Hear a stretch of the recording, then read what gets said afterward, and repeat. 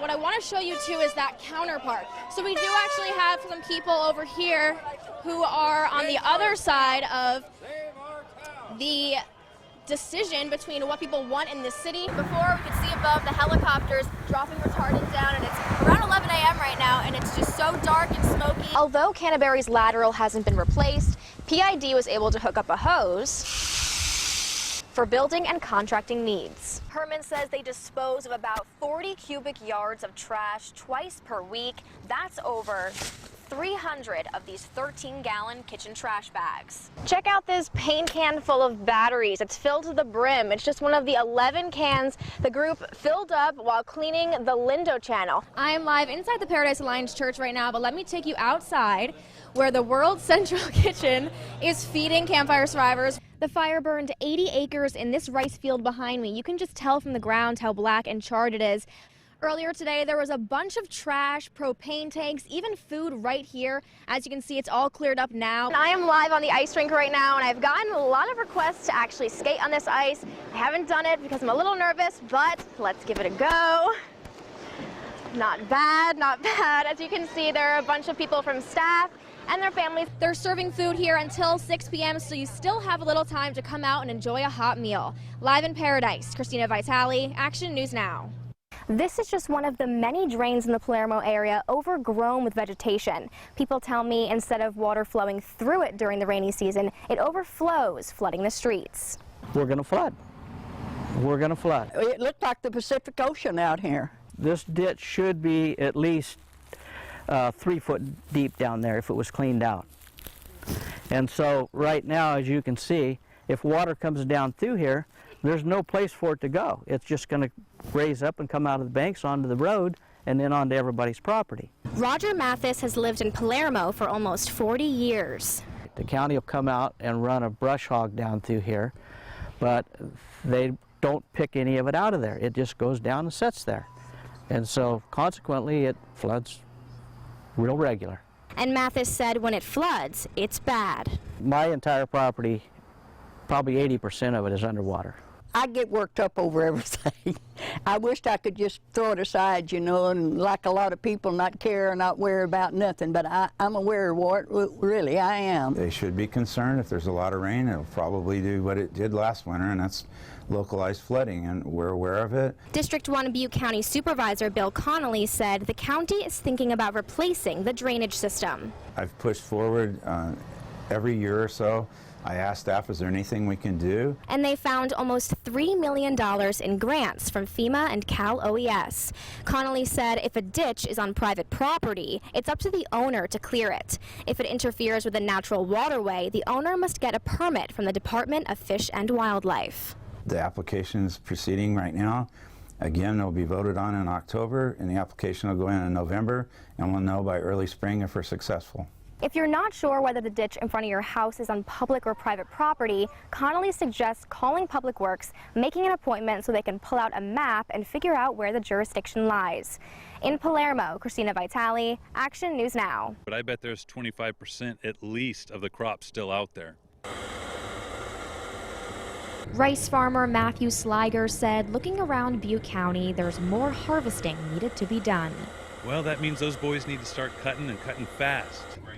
Luckily, we've got some warm weeks, warm weather. This north wind has helped out quite a bit. But what hasn't helped was the recent PG&E power shutoffs. The rice needs to be dried down to a storage moisture. And that's what happens at the dryer. And if they can't dry the rice, then we can't harvest the rice. Sliger told Action News Now that can put a damper on the entire harvest operation. Imagine large heating columns that the rice moves up and down, and it's blowing hot air on the rice, drying it down. That, of course, runs off electricity, and when they can't use those drying columns, they cannot move the rice out into storage and accept new rice. On a typical day of harvest, Sliger said they cut about 80 acres of rice. To give you an idea of how much that is, that's about 80 football fields. And from that, they produce 9,500 pounds of rice per acre. Sliger said the time frame to harvest was already short because of the late rains from April into May, which delayed their planting. We planted late. The rice still has the same life cycle, So it's well into October now, and we're trying to get this harvested as fast as possible before the fall rains start to come down, because we cannot harvest the rice when it's raining. But Sliger said not to worry. There shouldn't be a problem for consumers. So no one's got to worry about empty shelves of rice this season. No, but you should definitely stock up on your California rice. Reporting from Biggs, Christina Vitale, Action News Now. Thursday night, I was doing a live shot in Chico, right in front of the Immediate Care Medical Center. To give you an idea of where I'm standing right now, I am in the parking lot between the medical center and the shops at Mangrove. So while I was doing my live shot Thursday night, I happened to look down at my feet and I came across a needle. And so now it's Friday morning, I came back to check on it and it's still here. So what I'm going to do for you now is call the Northern Valley Harm Reduction Coalition and report the needle, and we'll see how long it takes for them to come pick it up. Hi, my name is Christina Vitale. I'm reporting a needle that I found in the parking lot. Okay, we just got a text. A minute later, actually, it says, "Thank you for your report. Our volunteers have been notified and we will have someone out as soon as possible."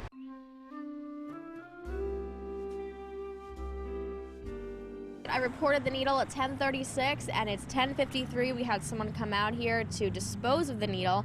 I had a couple questions that I wanted to ask her, but she didn't want to comment or be on camera. But again, 10:36, 10:53 is when they came to pick it up. The needle is gone, it's disposed of, it's cleaned, and all is well here. Back to you in the studio. Watching that was pretty traumatic, really. There's so many people that would have loved to have lived in it even. Susan Lundy has two options: move her mobile home off Apple Tree Village or have it demolished. The park owner, we got registered letters. He's decided not to reopen. Lundy says 3 out of 12 surviving homes here will move to a different mobile park in town. The rest will be destroyed. There's so many people that would have loved to have lived in something like that. And if it could have been moved onto private property and somebody could have came in and just paid to have it moved, they'd have a place to live that's nice. The Apple Tree Village was built in the 1970s, along with these mobile homes. Paradise Town Council passed an ordinance saying these homes can't be placed on private properties. Lundy says those 8 homes set to be demolished could have helped house campfire survivors. There's hundreds and hundreds of private property up here for sale. It would be easy to do. Action News Now spoke to the Paradise mayor about this ordinance. Greg Boland said council was trying to maintain a balance when it approved the ordinance. This way, people looking to build a conventional home wouldn't be scared off by too many mobile homes in the area, and at the same time providing space for people with mobile homes. The ordinance says you can't have a mobile home older than 10 years on private property. This looks just as nice, if not nicer, than some that I've already seen. You know, people can have had a place to live.